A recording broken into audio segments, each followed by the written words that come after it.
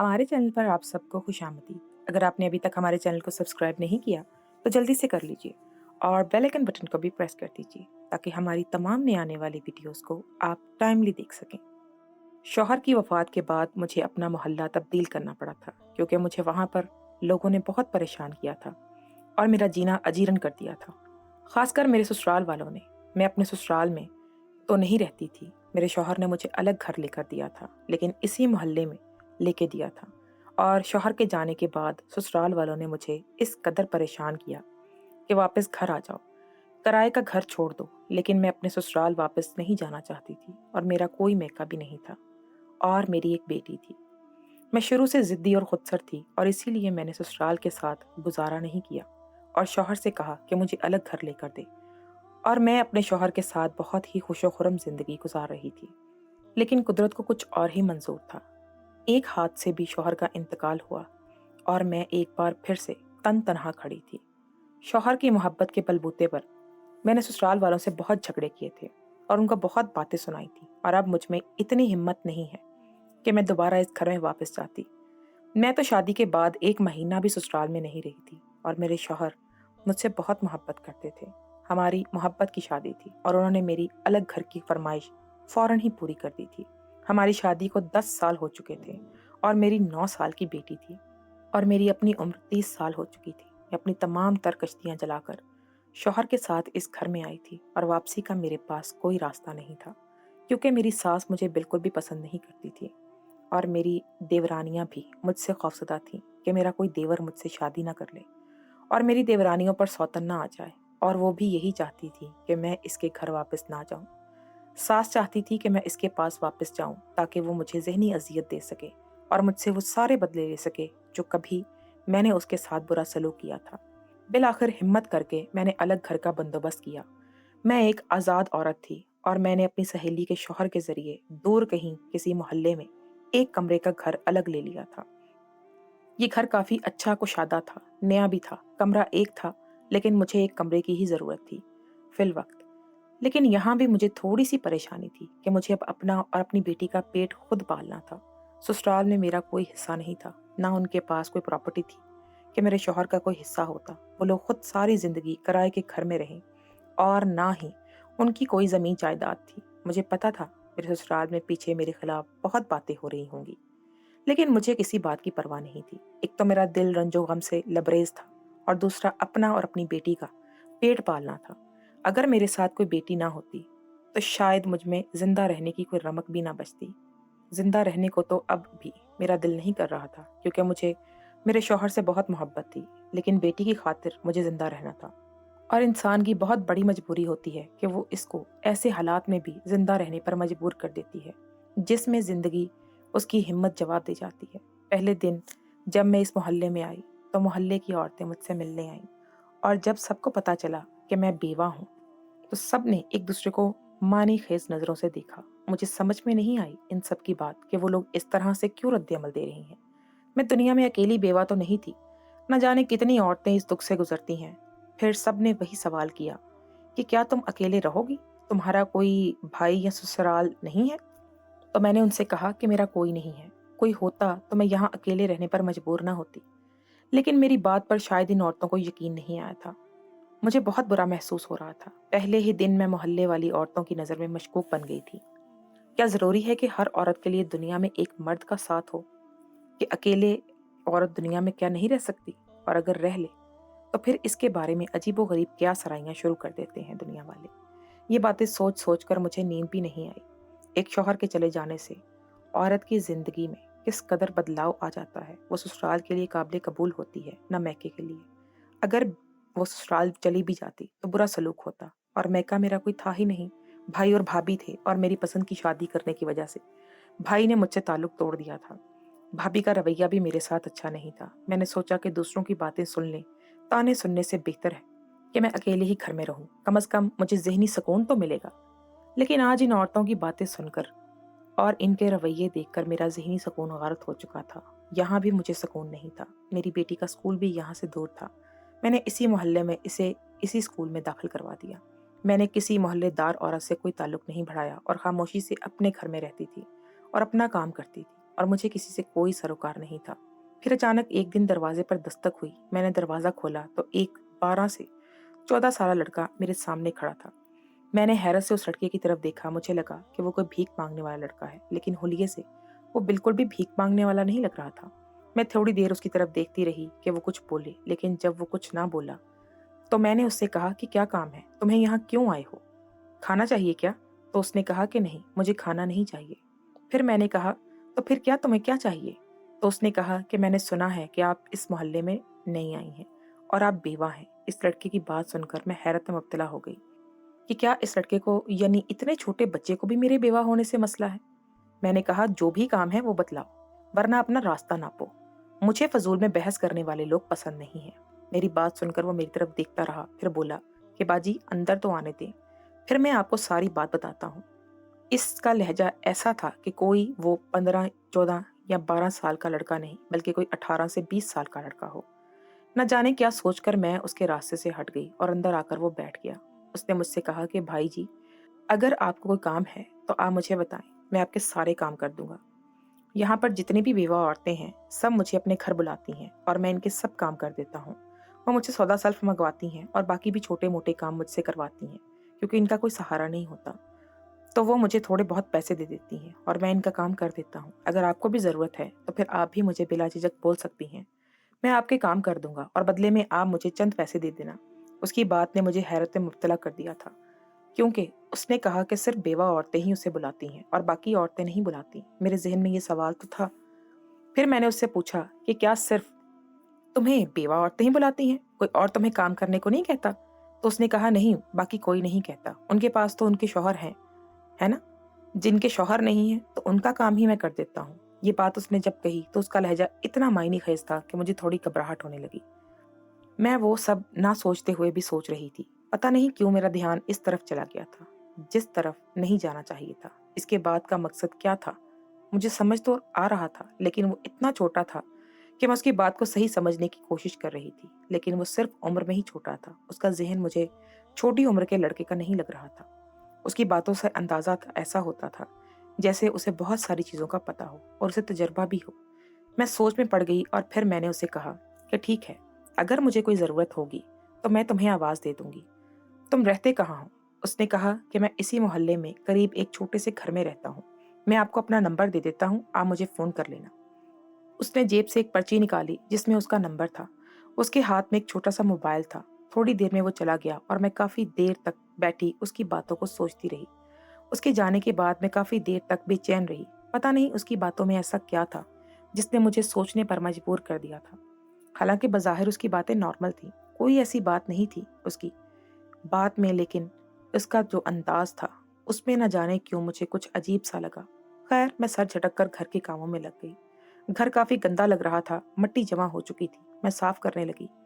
मेरी बेटी अपने स्कूल का होमवर्क कर रही थी। अंदर बैठकर मैंने बेटी की तरफ देखा। मैं कहीं बाहर भी नहीं जाती थी, सिर्फ इसलिए कि बेटी को घर पे अकेला ना रहना पड़ जाए, और बेटी को साथ लेकर जाती थी तो घर में चोरी चकारी का खौफ होता था। मुझे एहसास हो गया था कि एक अकेली औरत का अकेले रहना वाकई में बहुत मुश्किल है। इसके लिए औरत को बहुत हिम्मत चाहिए।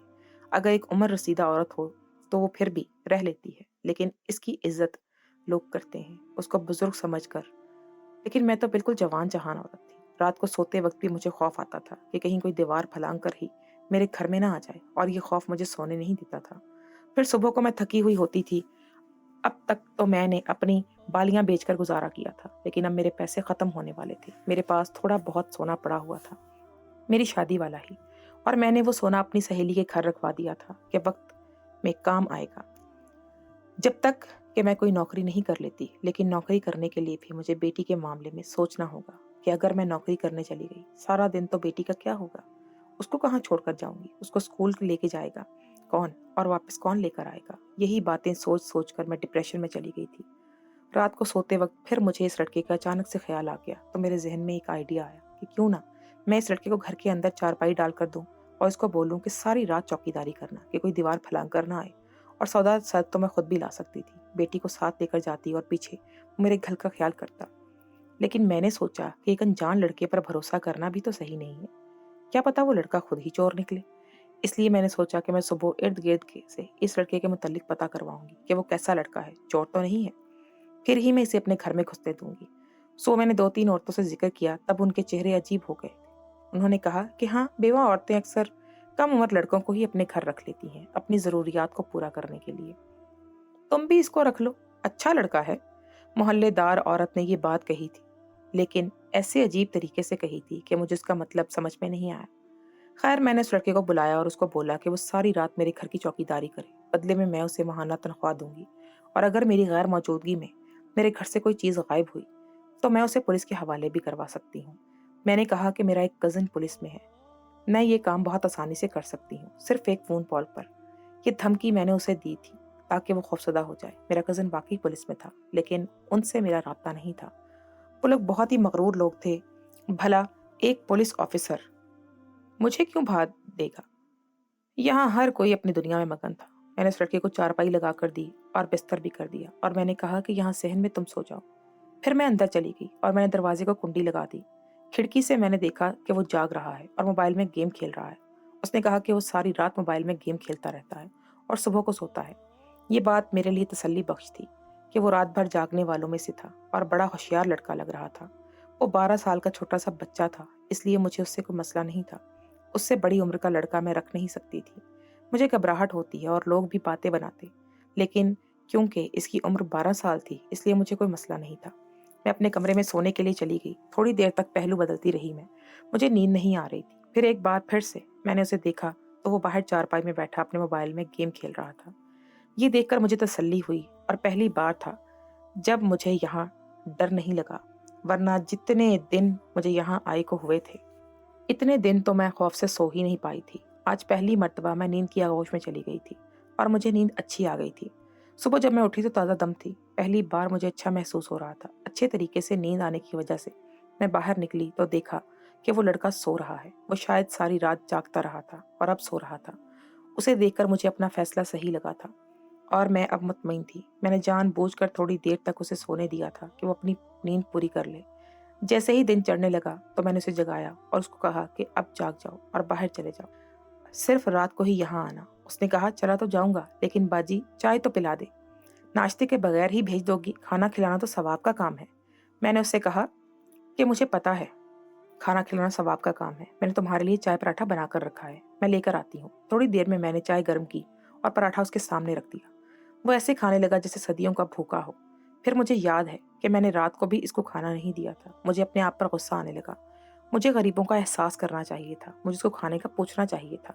شاید وہ کھا کر آیا تھا، اسی لیے اس نے کچھ نہیں بولا۔ وہ چلا گیا اور اگلی رات پھر سے رات کو آیا اور اسی معمول کے مطابق ساری رات جاگتا رہا اور دن چڑھتے تک سوتا رہا۔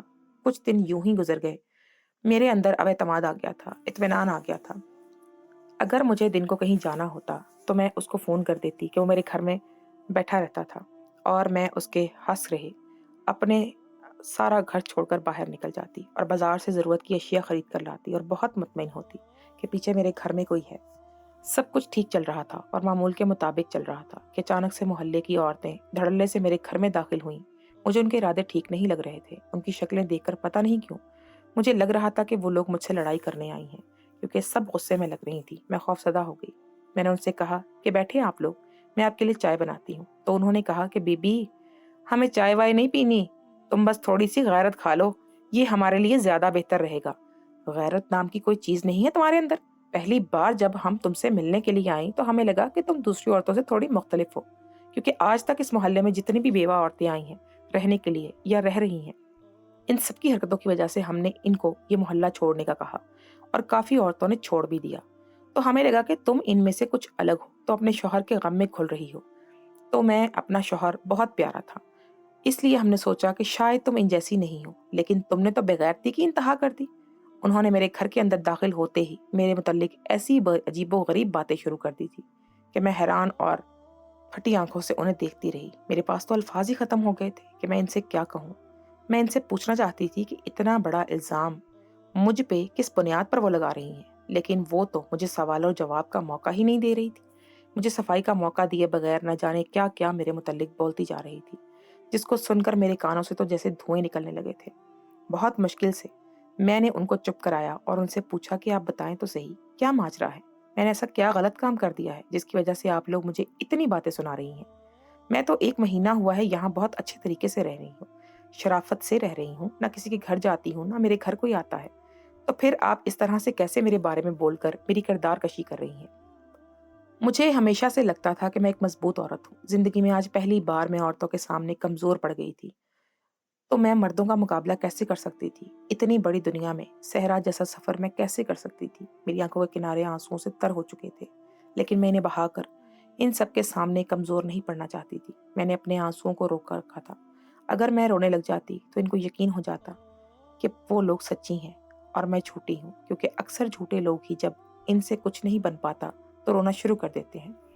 उन्होंने कहा कि हाथों किसी के घर नहीं जाती, लेकिन अपनी ज़रूरत पूरी करने के लिए तुमने एक 12 साल लड़के को अपने घर में रख लिया, और वो भी दिन के नहीं, रात के वक़्त, और उसे घर में चारपाई लगा कर दी, यानी कि बेगैरती का मुकम्मल बंदोबस्त तुमने कर रखा हुआ है। इतना तो शर्म कर लेती कि तुम्हारी बेटी भी है। बेटी के सामने इसके कारनामे इस तरह के करते हुए तुम्हें शर्म नहीं आती? इन औरतों की बातें सुनकर तो मेरे सर पे जैसे सातों आसमान गिर गए थे। वो इतनी छोटी सी बात का इतना बड़ा बतंगड़ बनाकर मेरे पास आई थी। मैंने इस बच्चे को घर की चौकीदारी के लिए क्या रख लिया? इन औरतों ने तो कहाँ की बात कहाँ पहुंचा दी। अगर इसकी जगह कोई बड़ी उम्र का लड़का होता तो बात समझ में भी आती थी, लेकिन एक 12 साल के लड़के से भी ये कोई मसला था ही नहीं। हालांकि मैं मुतमईन होकर बैठी थी कि वो बच्चा है, कोई मुझे कुछ नहीं कह सकता, लेकिन इन औरतों का जहन इस कदर खराब होगा मुझे मालूम नहीं था। मैंने कहा कि मुझे आप सबकी बातों पर अफसोस है, बल्कि आपकी इस सोच पर ही अफसोस है कि आप सबकी सोच इस कदर गिरी हुई हो सकती है।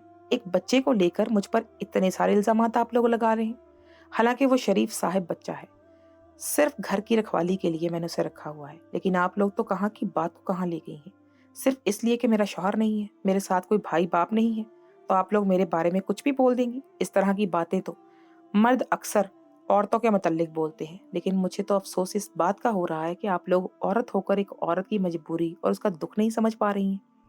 मैं अगर अकेली थी, बेबस और लाचार थी, तो मुझे आपसे यही उम्मीद थी कि आप औरत होकर मेरा एहसास करेंगी, मेरा सहारा बनेंगी। लेकिन आपने तो अपनी बातों से मेरी रूह तक को छलनी कर दिया है। मैंने कुछ ज्यादा ही जज्बाती तकरीर कर दी, तो इन सब औरतों को सांप सूंघ गया और वो वहां से चली गई, और मेरा तो जैसे दिमाग घूमने लगा। मैंने इसी वक्त अपना सामान बांधा और यह मोहल्ला भी छोड़ने का फैसला किया। मैंने अपनी सहेली को फ़ोन किया कि मैं यहाँ नहीं रह सकती, यहाँ से मुझे ले जाओ, फिर मैं कहीं और बंदोबस्त कर लूँगी अपना। लेकिन सहेली ने 2 टका सा जवाब दे दिया। मैं उसके जवाब पर हैरान हो गई, क्योंकि वो नहीं चाहती थी कि मैं उसके घर जाऊँ। अगर मैं उसके घर जाती तो उसे मुझसे शायद खौफ होता अपने शौहर को लेकर। वो भी शायद मेरी देवरानियों की तरह मेरे वजूद से खौफज़दा हो गई थी। वरना जब तक मेरा शौहर ज़िंदा था, तो मेरी सहेली ने मुझे कभी अपने घर आने से नहीं रोका था। ये पहली मर्तबा था कि मैंने उससे मदद मांगी और उसने इनकार कर दिया था। कहने लगी, तुम जवान जहान हो और मेरे शौहर का मिजाज कुछ आशिकाना किस्म का है। मैं नहीं चाहती हूँ कि वो तुम्हारी मजबूरी का फ़ायदा उठाए, और वो मेरा शौहर है और मैं उसे जानती हूँ। मैं तुम्हारे तहफ़्फ़ुज़ के लिए ही कह रही हूँ, वरना तो मेरी दोस्त हो और मुझे बेहद अजीज़ हो। शायद उसकी बात ठीक थी और उसका खौफ भी अपनी जगह जायज़ था। मैं बहुत मायूस हो गई और मैं टूटा नहीं चाहती थी, लेकिन पहली बार था जब मैं वाकई अंदर से टूट गई थी और टूट फूट कर रोने लगी थी। ऐसा घटिया इल्ज़ाम तो मेरे ससुराल वालों ने भी कभी मुझ पर नहीं लगाया था। वो मुझे बदजुबान कहती थी, झगड़ालू कहती थी, लेकिन कभी भी मेरी सास ने या मेरी किसी देवर देवरानी ने मुझे इस किस्म की बातें नहीं बोली थी। थोड़ी देर बाद एक औरत अंदर आई और उसने कहा कि असल में तुमसे पहले जितनी भी यहाँ बेवा रहती रही थी, वो छोटे बच्चों को पैसे देती थी और उनसे सौदा सल्फ लाने का कहती थी, और एक औरत हमसे सारी हदें पार कर गई। रंगे हाथों उसने किसी बच्चे के साथ पकड़ लिया। वो अपनी हवस बुझाने के लिए छोटे बच्चों का इस्तेमाल करती थी। उनको ट्यूशन पढ़ाने के बहाने घर लेकर आती और फिर अजीबोगरीब हरकतें उनके साथ करती थी। बच्चों ने जब अपने वालिदैन से शिकायत की, तब सबको इल्म हो गया। इसके बाद मोहल्ले में 2-3 वाकयात ऐसे हुए कि छोटे बच्चों के साथ औरतें इस किस्म के काम करने लगीं, क्योंकि उनके शौहर जिंदा नहीं थे और बड़े लोगों से इनको खतरा हो सकता था या मोहल्ले वालों को शक हो सकता था। इसलिए वो बच्चों से नाजेबा हरकत करवाती थी। इसीलिए मोहल्ले की औरतों का दिमाग तुम्हारी तरफ से भी ऐसा हो गया था। लेकिन अब सबको शर्मिंदगी हो रही है, वो सब तुमसे माफ़ी मांगना चाहती हैं। तुम्हारे आंसुओं पर सबको यकीन आ गया है। मैंने कहा, मुझे किसी की हमदर्दी और माफ़ी नहीं चाहिए। मैं मोहल्ला छोड़कर जाती हूँ। मैंने वो मोहल्ला छोड़ दिया और वापस अपने ससुराल आ गई। मेरे ससुराल वाले मुझे देखकर हैरान हो गए। उन्हें उम्मीद नहीं थी कि मैं वापस आऊंगी। लेकिन हैरत की बात यह थी कि इतना अरसा एक अकेले घर में रहने के बावजूद जब मैं इस घर में वापस आई, तो किसी ने मेरी किरदारकशी नहीं की थी। मेरे ससुरालियों में से किसी ने भी یہ تک نہیں کہا تھا کہ اتنے دن اکیلے رہ کر آئی ہو، کچھ غلط کیا ہوگا۔ تب مجھے احساس ہوا کہ اپنے اپنے ہوتے ہیں، اور سسرال میں میری بہت عزت تھی، اور میرے سسرالی اتنے بھی برے نہیں تھے جتنا میں نے سمجھ لیا تھا۔ اصل میں غلط تھی۔ میری ساس تھوڑی زبان کی تلخ ضرور تھی، وہ کام کاج کے معاملے میں، الگ گھر لینے کے معاملے میں باتیں سناتی تھی، لیکن انہوں نے کبھی کسی بہو کی کردار کشی نہیں کی تھی۔ تب مجھے اپنی ساس کا اور اپنی محلے کی عورتوں کا فرق سمجھ میں آیا تھا کہ میری ساس کا ذہن کم از کم اس معاملے میں پاک صاف تھا۔ میں نے اپنا بستر ساس کے کمرے میں لگا دیا، اور مجھے تحفظ کا احساس ہونے لگا تھا، اور میں نے اسی کو اپنا مقدر سمجھ لیا تھا۔ میں نے کسی سے بھی کچھ نہیں کہا، کوئی لڑائی جھگڑا نہیں کیا، تو کسی نے بھی مجھے کچھ نہیں کہا۔ ساس نے 2-3 دن تانے مارے تھے، لیکن جب اس نے دیکھا کہ میں نے کوئی جھگڑا نہیں کیا، تب وہ بھی چپ ہو گئی، اور ساس کا رویہ میرے ساتھ بدلنے لگا، اور اچھا ہو گیا تھا۔ پھر ایک دن میری ساس نے کہا کہ تم شادی کر لو، تم ابھی جوان ہو۔ تو میں نے کہا کہ نہیں، میں اپنے شوہر کی یادوں کے سہارے زندگی گزارنا چاہوں گی، بجائے اس کے کہ کسی اور کو اپنے شوہر کی جگہ دے دوں۔ میری باتیں سن کر ساس کو رونا آ گیا، وہ روتی رہی اور مجھے گلے لگ کر معافی مانگنے لگی۔ اس کے بعد میں نے باقی کی ساری زندگی ساس کے ساتھ ہی رہنے کا فیصلہ کر لیا تھا، اور سوچا تھا کہ جب تک ساس ہے تو مجھے کہیں جانے کی ضرورت نہیں ہے۔ اور آہستہ آہستہ باقی سب گھر والوں کا رویہ بھی میرے ساتھ ٹھیک ہو گیا۔ آج بھی مجھے عورتوں کی باتیں یاد آتی ہیں تو میں حیران ہو جاتی ہوں، اور اس 12 سالہ بچے کی معنی خیز گفتگو یاد آتی ہے، تب مجھے لگتا ہے کہ وہ عورتیں اپنی جگہ صحیح تھی، اور اس بچے کی ذہن میں بھی شاید ایسی ہی کوئی بات نہیں تھی، اس لیے وہ معنی خیز گفتگو مجھ سے کر رہا تھا، اور اس کی گفتگو مجھے بے چین کیے ہوئے تھی کافی دن تک۔